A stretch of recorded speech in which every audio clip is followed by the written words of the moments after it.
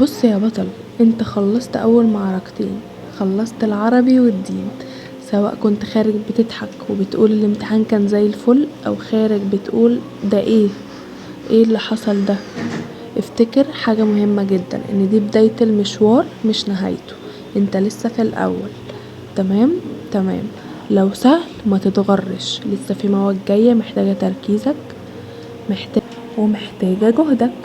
طب ولو صعب ولا يهمك، اللي جاي احسن، واللي جاي في ايديك تقدر تعوضه وتكسب بيه الجولة كمان. دي فرصتك تثبت نفسك ولنفسك انك اقوى من اي سؤال واذكى من اي ورقة امتحان. مش عايزة الامتحان يأثر عليك، افتكر دايما، وعايزاك تشد حيلك. لسه في كام يوم يفرقوا في كل حاجة. عاوزك تفتكر ان اللعبة دي مش هتكسرك، المعركة لسه في اولها واحنا لسه مكملين. اشوفكم في الفيديو الجاي في المواد الجاية ان شاء الله. باي باي.